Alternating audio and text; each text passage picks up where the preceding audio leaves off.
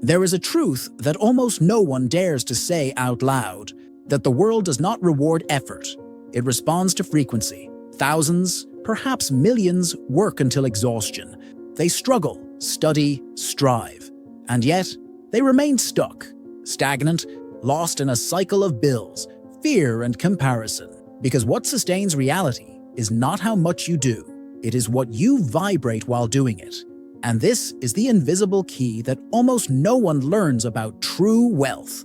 Napoleon Hill tried to reveal this secret to the world, but not directly. In Think and Grow Rich, he purposely hid a code between the lines, a code that cannot be simply read. It needs to be felt. Andrew Carnegie himself knew this. He did not want Hill to just write a book about rich men. He wanted the world to understand what they were before they became rich. And what they were was pure frequency, a kind of energetic imprint that preceded money, achievements, results. They vibrated wealth before it existed in the physical world. They vibrated conviction, even in the face of failure. They vibrated worthiness, even without proof. They vibrated a certainty that did not come from logic, but from the soul. But most of us were not trained to vibrate like that. We were trained to fear, to doubt, to ask for permission. We live in an inverted vibrational field.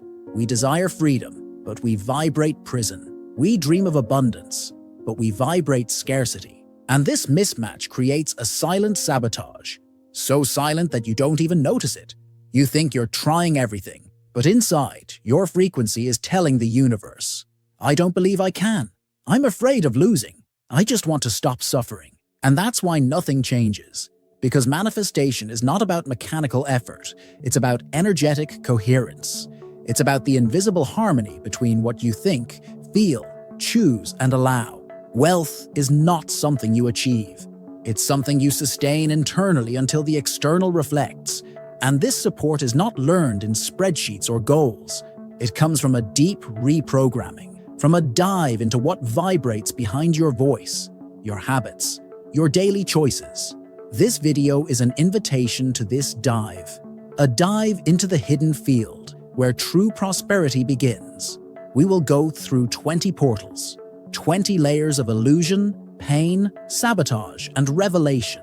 Each one of them will fine-tune your perception, align your vibration, and perhaps, if you allow it, open a space within you where wealth no longer needs to be sought, because it will begin to emanate from the inside out, from the soul to the world. This is the hidden frequency of prosperity, the one that almost no one teaches, but that, once felt, changes everything. The silent factor that sabotages your frequency. You may be trying hard. You may be making affirmations, creating goals, trying to maintain positive thoughts, but there is something deeper, more subtle, that may be blocking all of this, something that does not appear in spreadsheets or in videos that promise wealth in 7 days. This something is the silent anxiety that vibrates in your field, the hidden urgency that contaminates your energy, the fear disguised as focus, the rush disguised as motivation. You wake up, and before you even touch the ground with your feet, you already feel the weight of, I need to solve this. I need to earn more. I need to get out of this situation. I need to see results. And this I need smells of desperation. It activates an electromagnetic field of scarcity in your body. And this field speaks to the universe louder than your words, stronger than your conscious intentions. Because the universe responds to what you emanate, not to what you wish with your lips. Financial anxiety is not just an emotional discomfort. It is a vibrational distortion. It is like trying to tune into a frequency of abundance with a radio that is broken by fear. You may even wish for the right song, but the sound that comes out is noise, interference. And this explains why so many people feel like they are stuck in a loop. They do everything, but they remain in the same place. They do not realize that deep down, they are vibrating urgency, and urgency is incompatible with flow. The frequency of prosperity does not run. It walks with confidence. It does not ask for help. It manifests itself in inner rest. And this does not mean passivity. It means presence. The vibration that attracts wealth is the one that says, without words, I already am. I am already at peace. I trust in the time I do not see. When you start the day with this internal state, something changes. Decisions take on a different weight. Conversations have a different tone. The external world begins to respond differently. But as long as you wake up already pressured, already suffocated, already rushing to make up for the absence, your frequency will continue to operate in survival mode. And survival repels abundance. Because wealth is not survival, it is expansion. And expansion only arises in the soil of vibrational tranquility. The greatest saboteur of your prosperity may not be the lack of action. Perhaps it is the constant presence of emotional urgency, the one that no one sees, but that vibrates, that screams, that attracts more of the same. That is why change begins when you silence this internal scream, when you replace urgency with trust, when you choose to vibrate presence, even in the face of absence. It is in this space, where anxiety dissolves, that the true frequency of wealth begins to emerge, not as a technique, but as a new state of being, the spiritual root of scarcity. There is a pain that we often do not know how to name, a pain that does not come from lack itself, but from what it symbolizes. Scarcity, for many, is not just the absence of money, it is the absence of value. It is the feeling that somehow you have been forgotten, overlooked, left behind by an invisible force that should take care of you. And this feeling transforms over time into identity in a silent vibration that says, I do not have because I am not. Few realize that scarcity is an inheritance, not genetic, but energetic. It is transmitted from generation to generation, not as conscious information, but as an unresolved emotion. The child who saw his parents worried about the rent learned to associate money with fear. The child who heard, "This is too expensive for us," internalized the idea that abundance was something for others, not for him, her. And that child grew up. He, she became an adult. He, she studies, works, dreams. But deep down, he, she still carries that vibration. And the most painful thing is that many times this vibration manifests itself as loyalty, an invisible loyalty to the ancestors who suffered, as if vibrating wealth were in some way betraying those who came before, as if prospering were an abandonment, a separation, a risk of no longer belonging. And belonging is one of the deepest needs of the human soul. Thus, many sabotage their own expansion so as not to break a silent pact with the pain of the family. But the soul knows.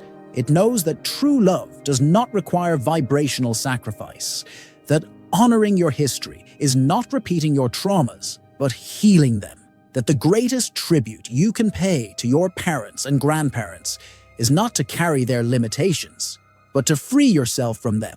When you heal your scarcity, you heal backwards too. You break the cycle. You transform the field of your lineage. The root of scarcity is vibrational. It is spiritual. It is not just about earning more or spending less. It is about recognizing the frequency you have inherited and choosing something new, something that perhaps no one in your family has chosen before, but that is available to you now. Abundance is not just a personal achievement. It is an energetic rewriting of an entire history. And each time you choose to vibrate differently, you create a new possibility in the invisible field of existence.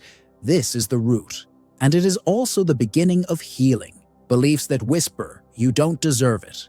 What is blocking your prosperity is not always visible. Often it is an internal whisper, a voice that does not shout, but insinuates. A feeling that is not a clear thought, but that guides decisions, attitudes, silences. This subtle, almost imperceptible voice says, this is not for you. You don't deserve that much. Someone will realize that you are not enough. And without realizing it, you start to run away from the opportunities you most desire. This programming did not arise now. It began when you were still a child, when you heard repeatedly that money doesn't grow on trees, that you have to sweat to have the minimum, that people like us are not born to be rich. You may not have believed these phrases consciously, but your body believed them. Your nervous system recorded them as truths. And now, every time life tries to offer you something greater, this vibration of unworthiness activates an internal alarm, and you walk away, you sabotage, you procrastinate, or you attract situations that confirm this old script. It is important to understand, the mind is not guided only by logic, it is guided by familiarity. And if scarcity was the emotional environment of your childhood, it has become familiar, comfortable, even if painful. That is why when something great approaches, you feel strange, you are suspicious, because you do not recognize that field as yours. It is like entering a house that is too beautiful, too clean, and feeling that you cannot touch anything, because deep down you believe that you will ruin it, because deep down you still feel that you are not worthy. But the truth is that deservingness is not something that is earned through effort. It is something that is recognized as already existing. You do not need to prove anything to be worthy of abundance. You only need to dissolve the illusion that you are unworthy. And this dissolution happens when you begin to observe these beliefs with compassion, not with judgment, not in a hurry, but with presence, with love for yourself. The child who has internalized these ideas does not need to be scolded. She needs to be heard. She needs someone to say, "Now you can let it go.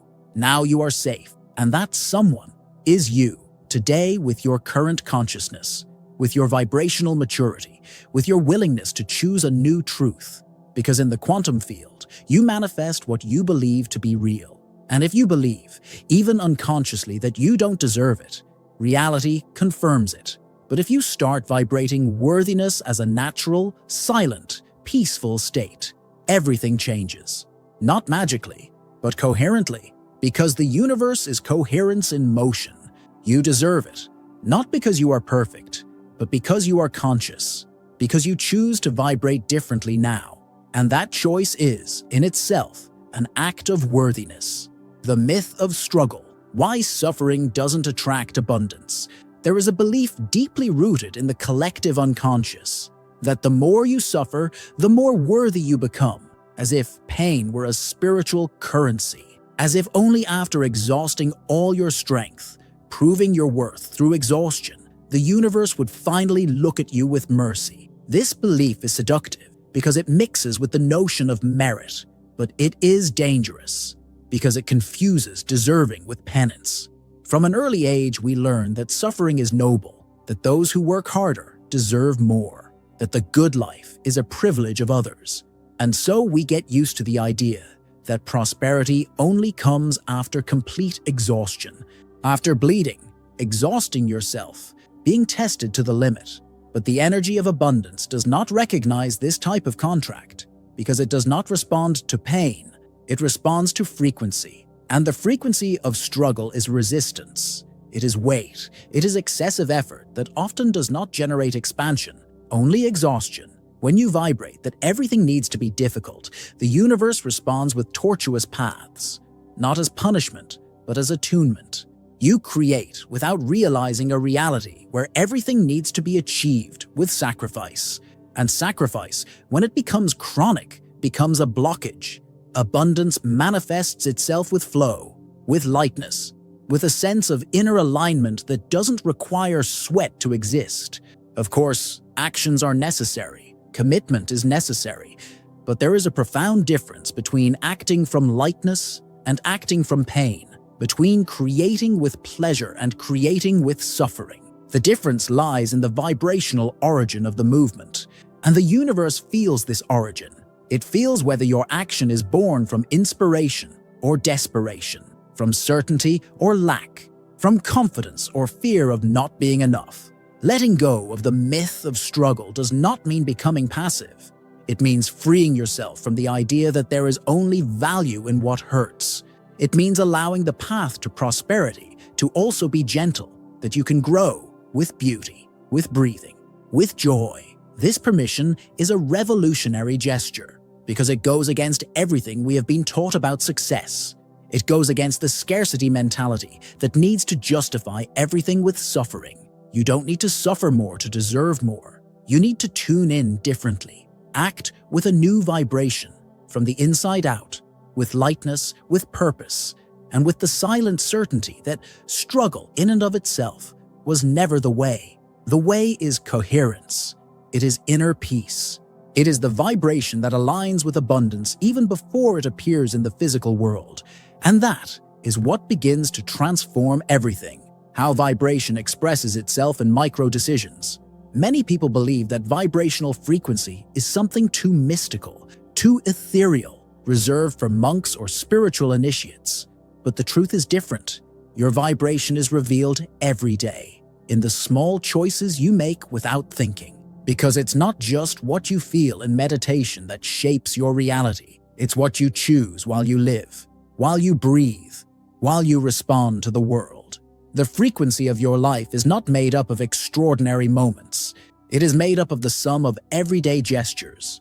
What you choose to eat, the way you look at yourself in the mirror, the words you repeat silently, the people you spend time with, what you consume on the internet. All of this is vibration in action. All of this subtly communicates to the universe who you believe you are. And these seemingly trivial micro-decisions form a coherent or chaotic field around you. If you say you want abundance, but sabotage yourself with small acts of self-devaluation, your frequency contradicts itself. If you want to prosper, but remain in environments that drain your energy, your field weakens. Not because the universe is punishing you, but because it is faithfully reflecting the vibrational pattern you are cultivating. Vibration is not something you activate only when you are conscious. It also manifests itself in your automatic programming, in the emotional autopilot that controls your habits. And so, changing your frequency requires more than good intentions. It requires gentle vigilance. It requires a loving look at what you choose in silence, away from the eyes of others. When you start observing these small decisions with presence, something changes. You start to notice where you are disconnecting, where you are saying no to yourself. And with that, you start to realign your frequency with more conscious choices, lighter ones, more coherent with what your soul really wants to experience. It is not the big events that define your vibration. It is the small, invisible commitments that you make with your own energy. It is these micro gestures that, added together, determine whether you are vibrating scarcity or abundance, whether you are attracting or resisting, whether you are allowing or blocking.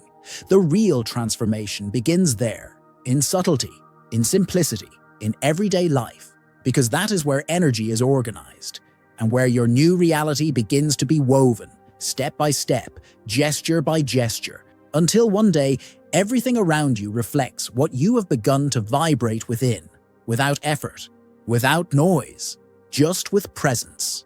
The neuroscience of scarcity, why the brain clings to pain. The human mind was not designed for abundance. It was shaped over thousands of years to survive. And survival, in biological terms, means being on constant alert. It means scanning the environment for threats. It means paying more attention to what could go wrong than to what could flourish. That is why, even when life offers signs of possibility, of growth, of openness, the brain still tends to fixate on pain. Scarcity, when repeated for long enough, leaves neurological scars. It creates automatic thought pathways that grow stronger with use. It's as if the brain, addicted to protection, builds a fortress around known pain. Even if it's uncomfortable, it's predictable, and the brain prefers the predictable to the unknown. Thus, it clings to suffering not out of malice, but out of mechanism. This attachment to pain creates a kind of neurophysiology of scarcity, a chemical emotional pattern that activates whenever something new threatens to break the cycle. An invitation to abundance, no matter how desired, can set off alarm bells, because it represents unknown emotional territory, and the unknown, to the brain conditioned to fear, seems dangerous. This explains why so many people get stuck the moment everything starts to flow, why they sabotage achievements, why they unconsciously return to old patterns. But this cycle is not a sentence. The brain is plastic. It can be reprogrammed. It responds to new emotional experiences more strongly than to old rational arguments. And this means that to get out of the vibrational state of scarcity, it is not enough to think differently. You need to feel differently, create experiences of internal security, activate feelings of deservingness, even if they initially seem forced. Every time you choose not to feed fear, even when it is present, you weaken the neural network of scarcity. Every time you give heartfelt thanks, you create a new path for the brain to follow, a new chemistry, a new pattern, and over time, this new path becomes stronger. It becomes familiar, and abundance stops feeling like a risk and becomes the new ground on which your mind walks with ease. Science and spirituality converge here. Both recognize that what you feel shapes what you see. The brain responds to your internal state, and the internal state responds to your vibrational choices. When you understand this, you realize that you are not trapped. You are just programmed, and all programming can be rewritten with awareness, with presence, with intention, and above all, with compassion for yourself during the process. Redefining your morning frequency. The way you start your day has more power than you might think, not only because it defines your mood or your productivity, but because it sets the vibrational tone that will expand in the coming hours. The beginning of the day is an energetic portal, a time when your mind is still between the world of dreams and the world of action, a time when the unconscious is most accessible. And it is precisely there that your frequency can be reprogrammed most effectively. Most people wake up in a state of reaction. The body awakens, but the soul is still absent. The mind jumps to problems, to pending tasks, to cell phone alerts. And without realizing it, the first feeling that sets in is that of urgency. The first vibration of the day is of lack, of obligation, of defense. And with that, the entire vibrational field aligns with survival, not with creation. But what if waking up were a ritual, a sacred moment between you and your energy? Just a few minutes of presence are enough to completely change the field you emanate. This is not a technique. It is a reunion. When you wake up and, before making any external movement, turn your attention inward, something changes. When you breathe consciously, even for a few seconds, you begin to communicate to your system that there is safety, that there is choice, that there is space for something new. The energy with which you get out of bed infiltrates each choice that will come. That is why, when the first gesture of the day is made in connection, everything else carries a different vibrational weight. You can, for example, place your hand on your chest and silently ask, "How do I want to feel today?" And without having to answer with words, just allow this question to reorganize your field. You can visualize a color around you, an internal sound, a memory that brings peace, and let these images create a sensory basis for your journey. It is not about control. It is about direction. It's about starting the day like someone planting seeds, not like someone putting out fires, because the universe responds to the state you start with. And when that state is one of presence, of authentic gratitude, of openness, life starts to respond differently. Small miracles happen, coincidences arise, and you realize that you are vibrating in a different field. A field where abundance doesn't need to be forced. It just happens because you started the day in its frequency. And that makes all the difference. The trap of superficial gratitude. Gratitude has become a modern mantra. It's on social media, in agendas, in diaries. But what few realize is that giving thanks without feeling it doesn't change anything.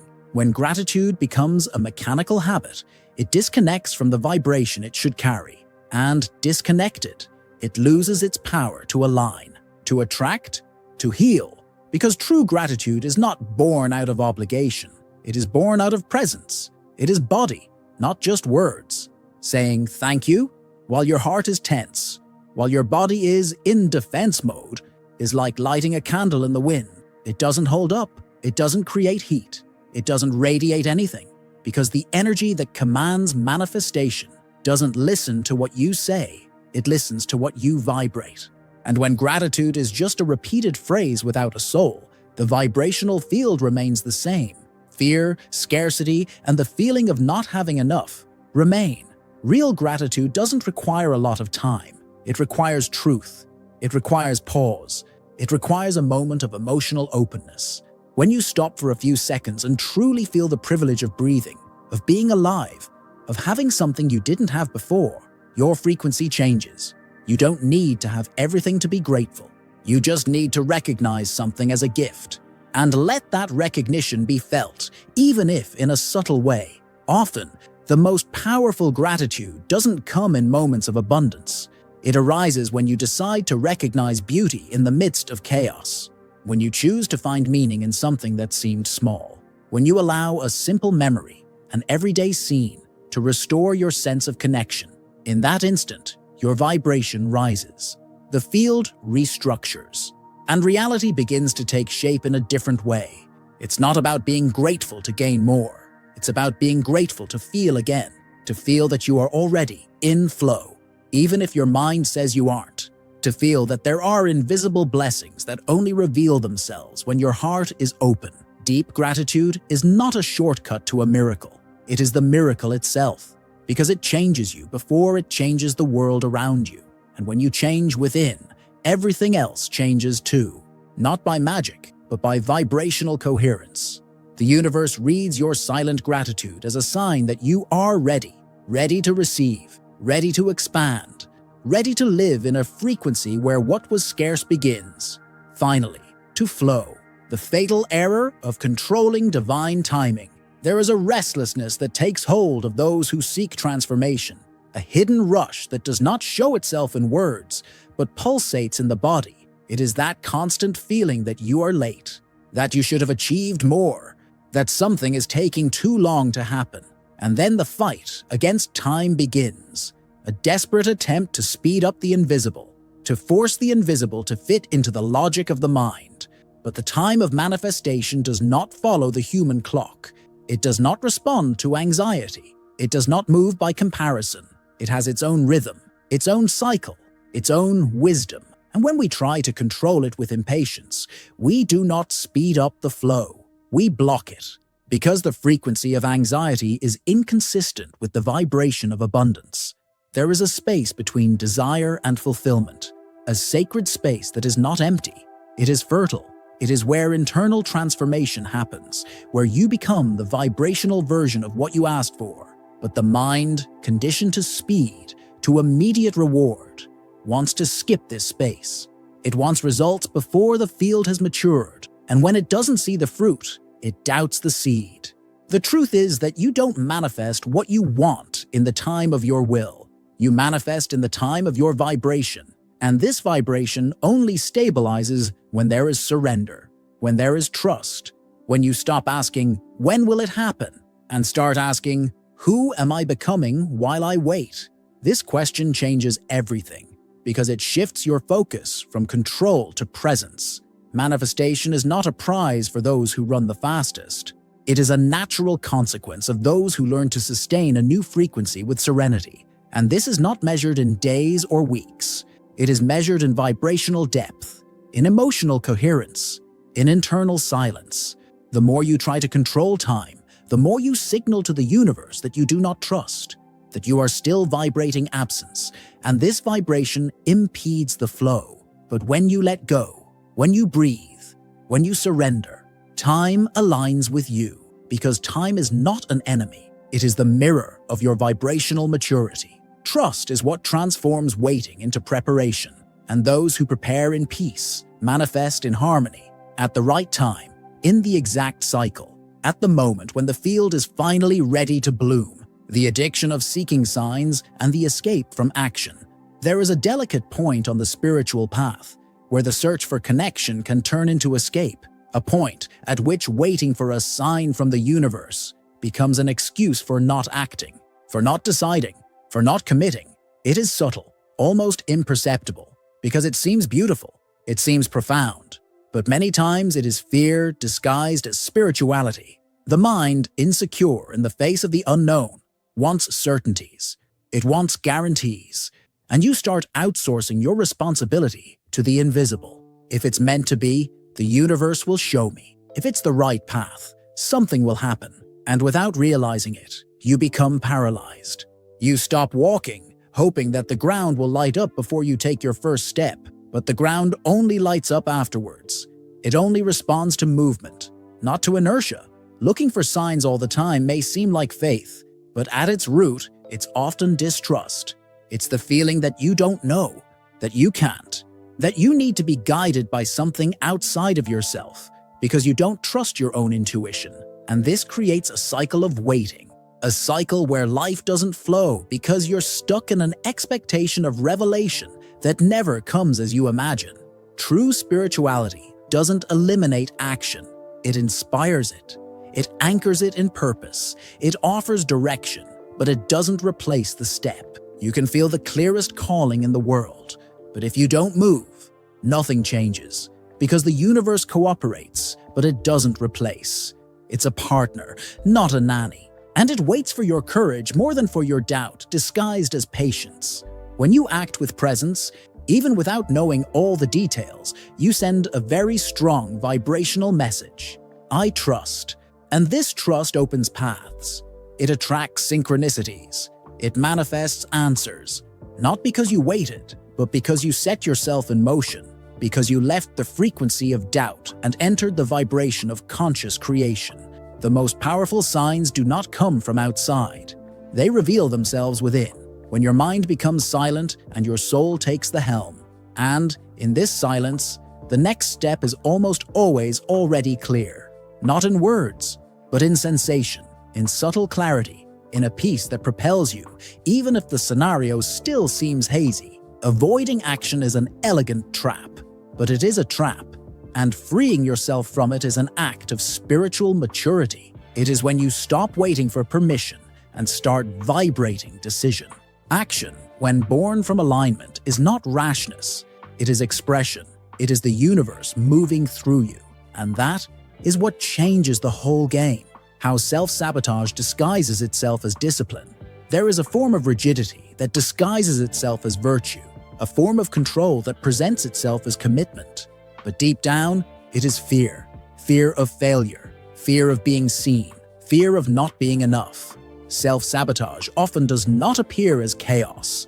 It appears as excessive discipline, as perfectionism, as a compulsive attempt to keep everything under control. When, deep down, there is insecurity, you create goals, lists, promises, and you get frustrated when you don't follow through. You blame yourself. You tighten your grip because you believe that you will only achieve something if you are impeccable. But this search for perfection is not expansion. It is contraction. It is the attempt to prove your worth through performance. And this attempt carries a frequency of fear, of unworthiness, of scarcity. Perfectionism is not true commitment. It is emotional defense. It is the fear of making mistakes hidden behind the demand to always get it right. And this pattern, although it seems productive, blocks the flow of creation. Because abundance is not born from rigidity. It is born from lightness, from fluidity, from the inner freedom that allows you to make mistakes, start over, and adjust. When you demand too much of yourself, you are telling the universe, I don't trust that who I am now is enough. Self-sabotage infiltrates the details. In that constant demand, in the silent comparison, in the feeling that you are never doing enough. And this vibration communicates exactly that. Absence, inadequacy, and life responds with more of the same, more frustration, more fatigue, more effort without return. But when you start to let go of this armor, when you start to act with presence and not with demands, everything changes. The energy of creation flows. Ideas emerge with more clarity. The body relaxes. The heart breathes. And the universe realizes. Now there is space. Now there is trust. Now there is a vibrational opening for something new to arrive. Being disciplined is not about oppressing yourself. It is about aligning yourself. It is about choosing consciously. It is about sustaining with ease that which nourishes you, not that which weighs you down. When you act from inspiration and not from obligation, your frequency rises, and you stop repeating sabotage patterns disguised as productivity. Self-sabotage is intelligent. It uses sophisticated masks, but its essence is always the same: to prevent your expansion. When you recognize this, without judgment, you begin to free yourself. And this freedom, silent and internal, is the first step to vibrating in a field where abundance is not a reward, but a natural consequence of your new state of being. Neville Goddard and the creative imagination. There is a forgotten force within you, a silent intelligence that, when accessed, has the power to change your reality from the inside out. This force is not in the external world, nor in the circumstances. It is in the imagination. Neville Goddard, one of the masters of vibrational manifestation, said with almost disconcerting clarity, "Assume the feeling of the wish fulfilled," because it is the feeling, not the isolated thought, that shapes the field where reality is born. Imagination is not fantasy. It is the vibrational rehearsal of what you want to experience. When you imagine with emotion, your body believes, your mind records, your field emits, and life inevitably responds. Because the universe does not react to the current reality. It responds to the frequency that you sustain consistently. And this frequency is fed, day after day, by the quality of your imagination. But here's the secret. It's not enough to imagine like a spectator. You have to imagine like someone who is already living it. Like someone who feels, in their body, the flavor of the desired experience. Like someone who touches, hears, breathes, is moved by the reality that has not yet arrived, but already vibrates as if it were now.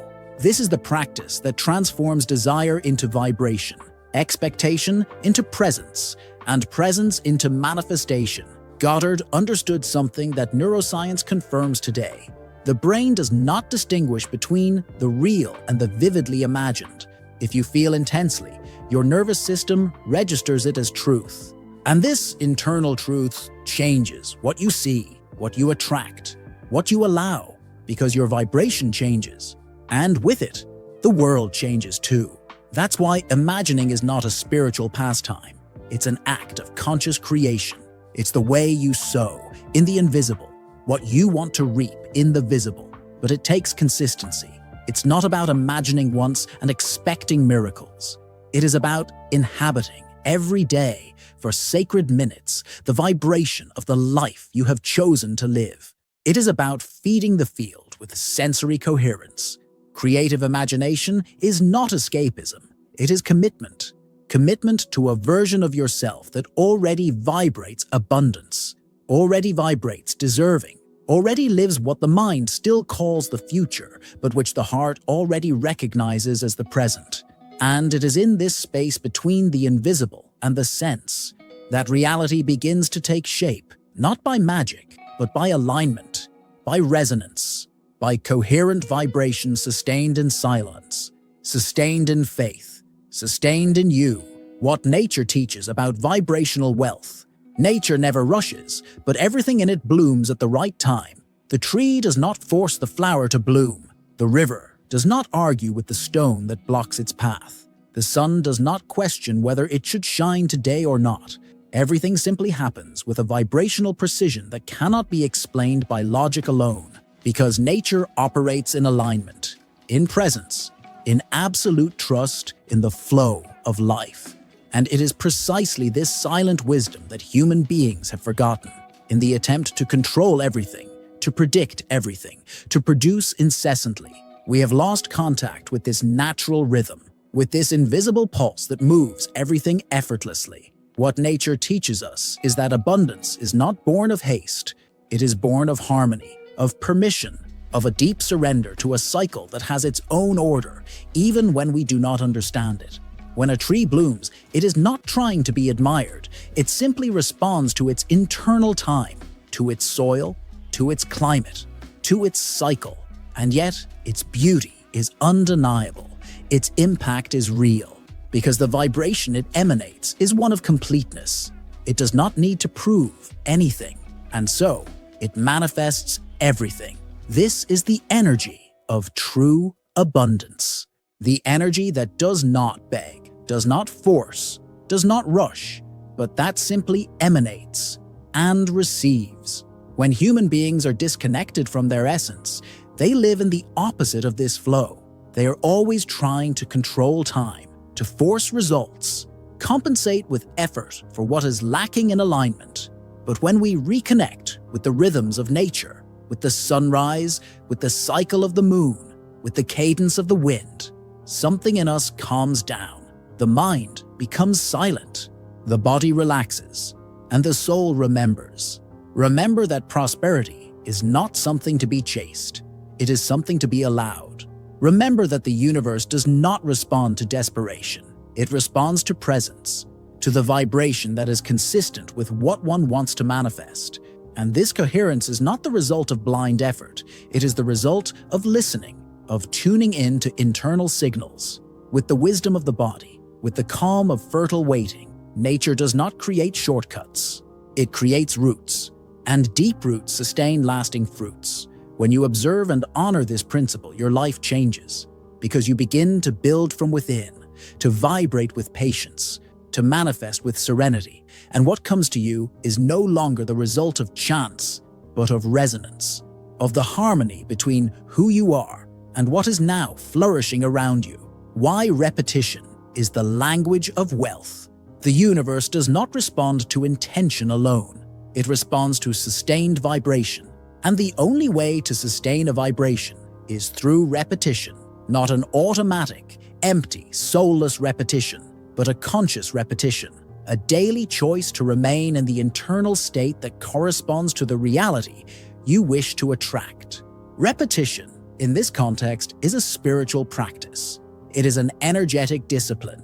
The human mind is shaped by patterns. Whatever is repeated with emotion becomes a habit, and whatever becomes a habit becomes a vibrational identity. This is why repeating thoughts of scarcity creates a life of limitation, not because these thoughts are true, but because they are familiar. They are repeated so often that the body recognizes them as reality, even though the soul knows they are not.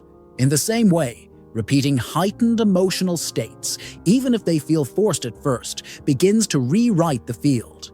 It begins to create a new baseline of perception, a new vibrational signature. It is like training a muscle.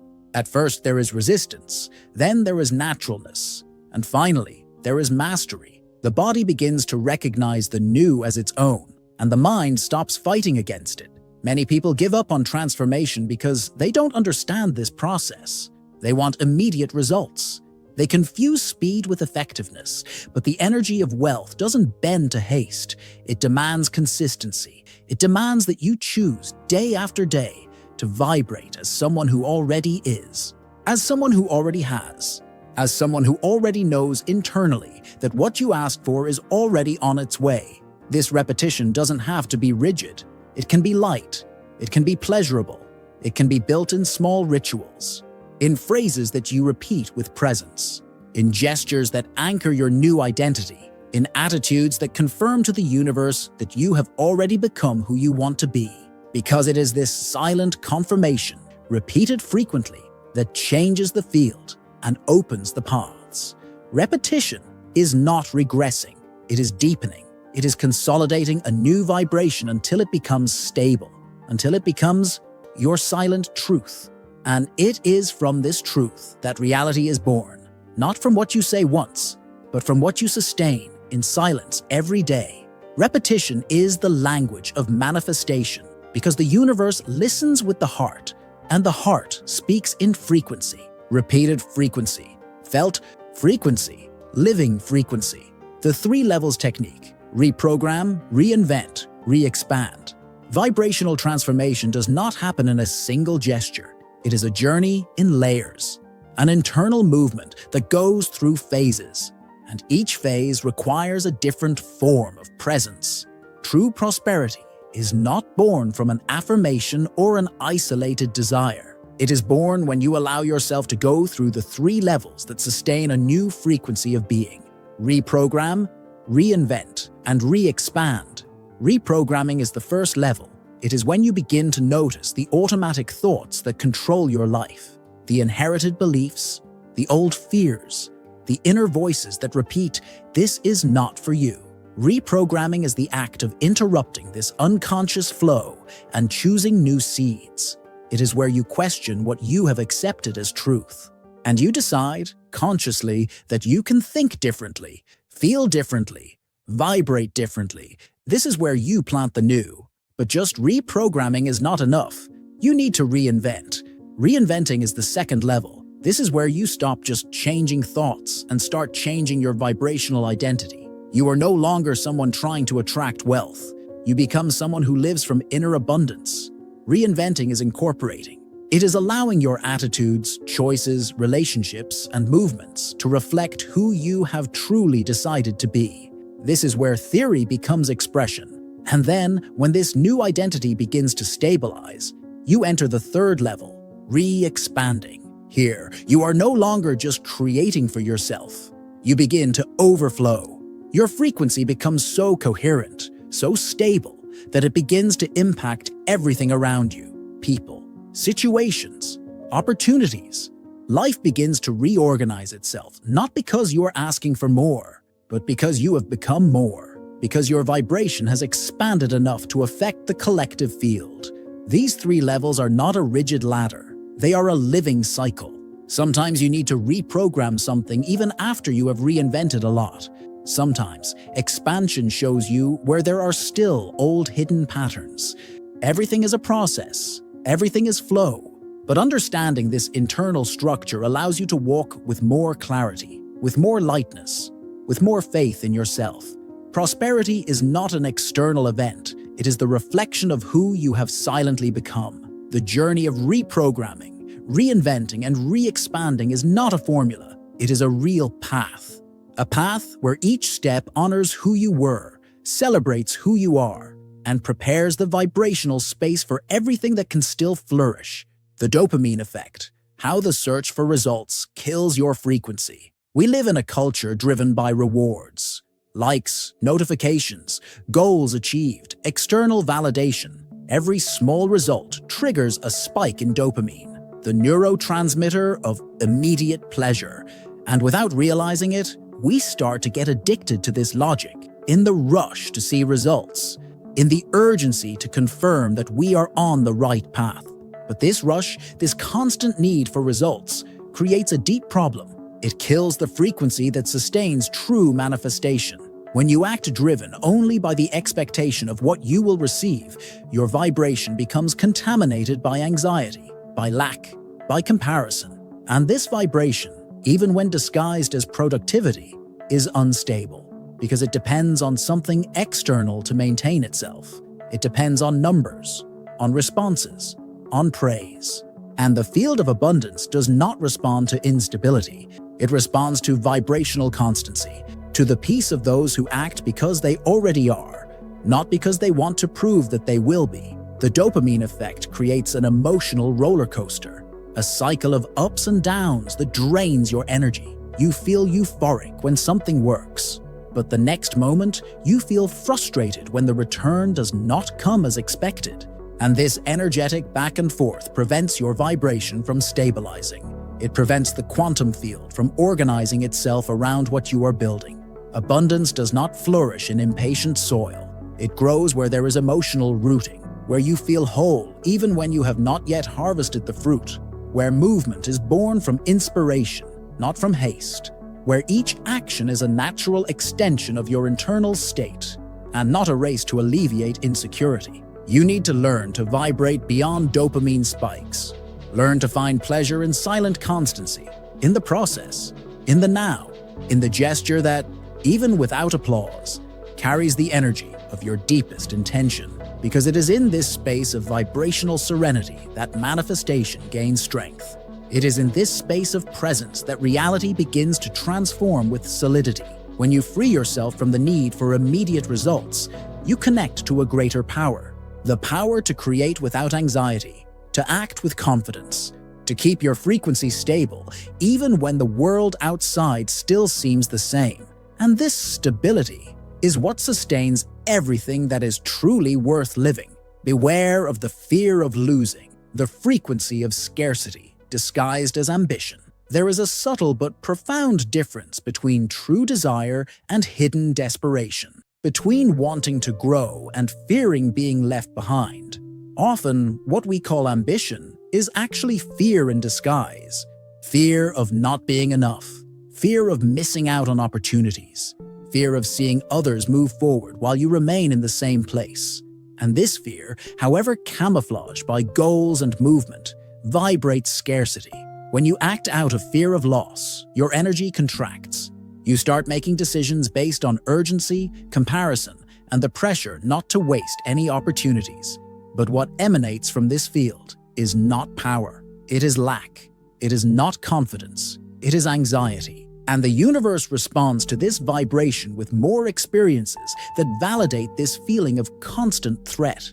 True abundance is not born from the fear of not having. It is born from the inner certainty that you already are. You already exist. You already exist in a field of infinite possibilities, even if the physical world has not yet revealed anything. This certainty is not arrogance. It is a coherent vibration. It is when your frequency says, silently, I do not run, I attract. I do not compare myself, I trust. I am not afraid of losing, because what is mine already recognizes me. The fear of loss is a sneaky saboteur. It pushes you to hasty choices, to empty connections, to journeys that are not yours, all in the name of not falling behind. But falling behind who? The soul does not know this measure. The time of the soul is not chronological, it is vibrational.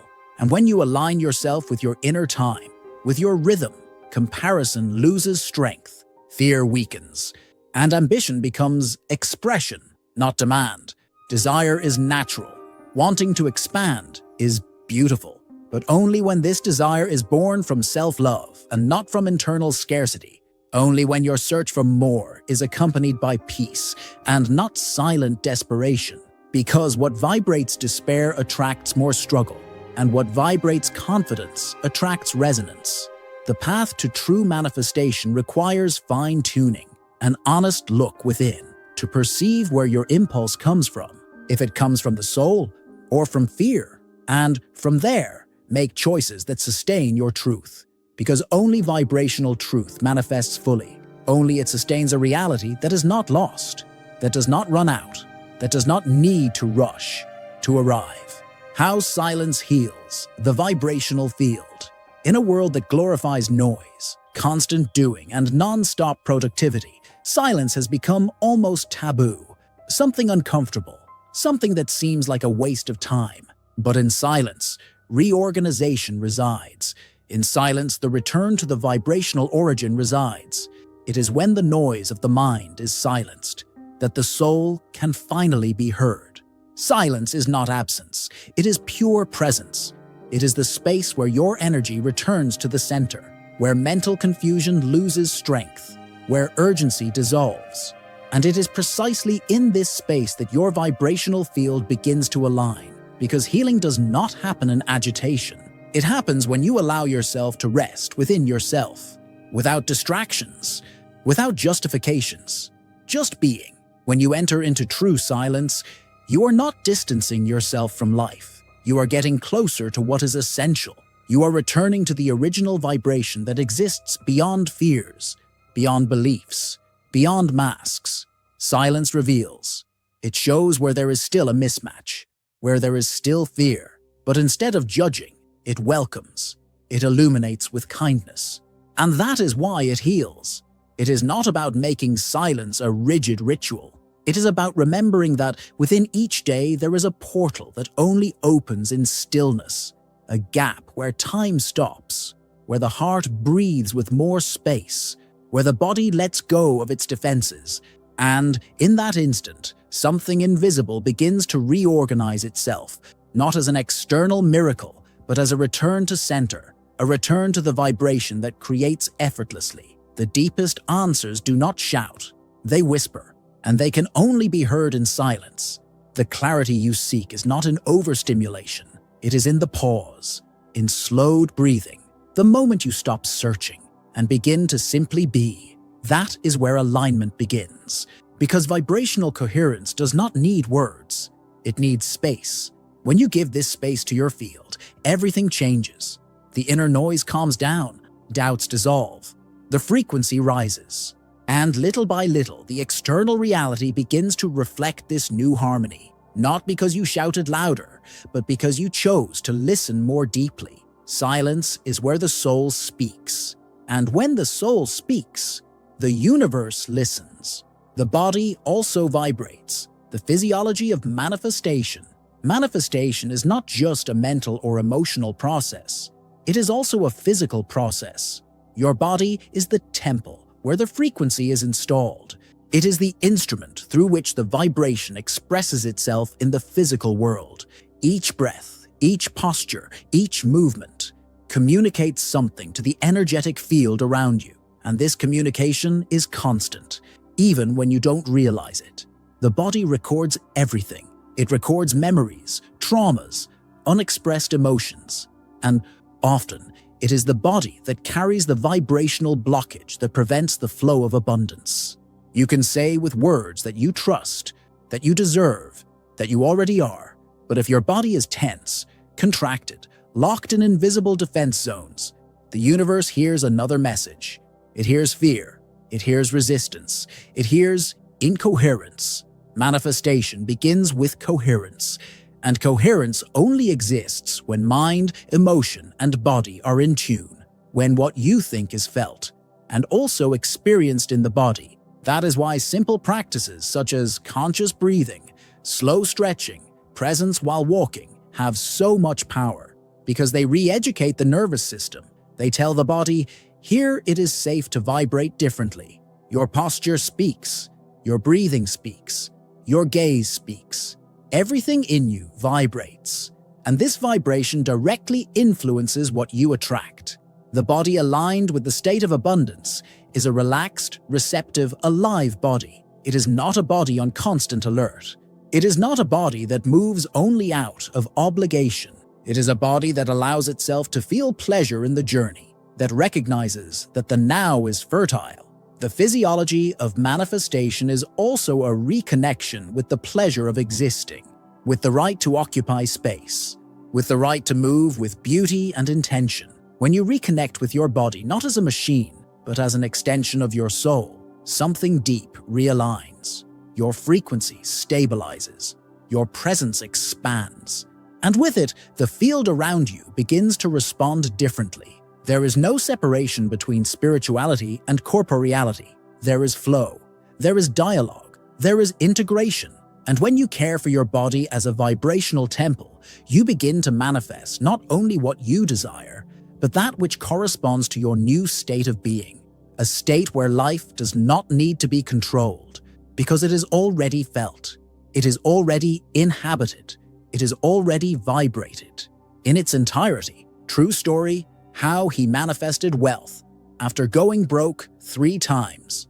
Not all abundance is born from a brilliant beginning. Sometimes it blooms on the ground of ruin, in the dust of the fall, in the silence of, I don't know what else to do. This is the story of an ordinary man, a Brazilian who, in the eyes of society, failed 3 times. An entrepreneur by vocation, he believed that all he had to do was work hard, plan well, and deliver the best. But despite his extreme effort, 3 of his businesses went under, and with them came the weight of guilt, shame, the feeling of being cursed.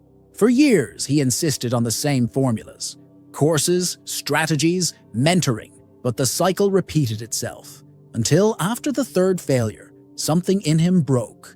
But it wasn't just the business, it was the character who believed that success was just effort, who believed that the universe rewarded those who sacrificed the most.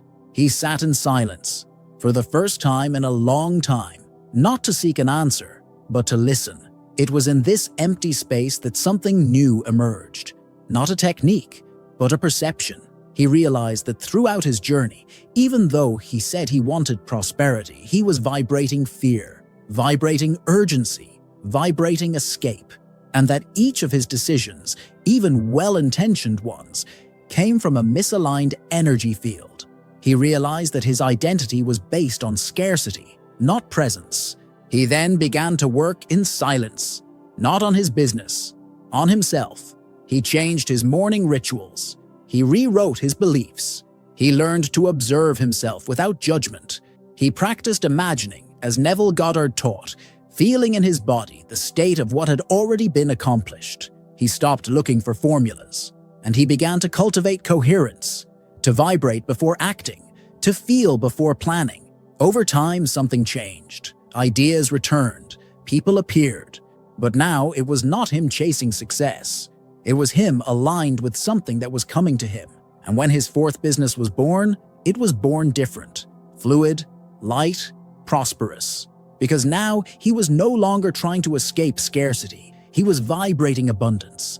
And that made all the difference. His story is not special because it is extraordinary. It is special because it is real, because it shows that what blocks you is not a lack of capacity. It is a misaligned frequency. And that, when your vibration changes, the world changes with it. Even if you have failed before, even if you have lost everything, it is always possible to start over when the new begins within. The frequency of inner truth. There is a truth that cannot be taught. It can only be remembered. It is not in books, nor in videos, nor in the most inspiring words. It is in the silence between thoughts, in the space between one breath and the next, in the calm that arises when you stop trying to prove something and just acknowledge yourself. This truth is simple but transformative. You do not manifest what you want. You manifest what you are. Napoleon Hill said it clearly. Whatever the mind can conceive and believe, it can achieve. But there is one condition that many forget.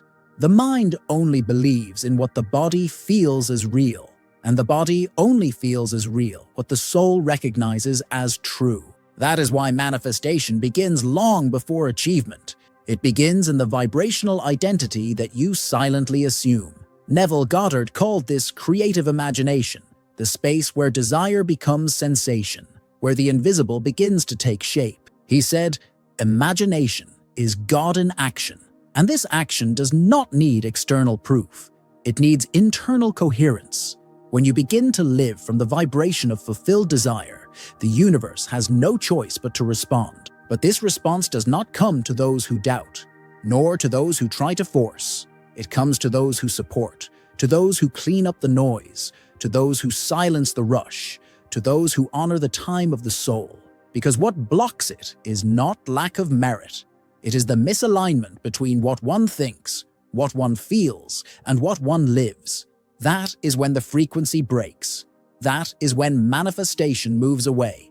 The frequency of wealth is not taught in formulas. It is revealed in the encounter with your truth. It arises when you stop looking for techniques and start building coherence. Coherence between thought and emotion, between choice and action, between desire and rest. Because when everything in you vibrates in the same direction, the universe listens. You are not far from abundance. You are one vibrational choice away from it. A choice that begins now, in silence, in the recognition that it is not about doing more. It is about being more. Being that which already exists within, just waiting to be felt, just waiting to be lived, just waiting for you to say, calmly and with conviction, "I am." And that is the beginning of everything, the frequency that remains.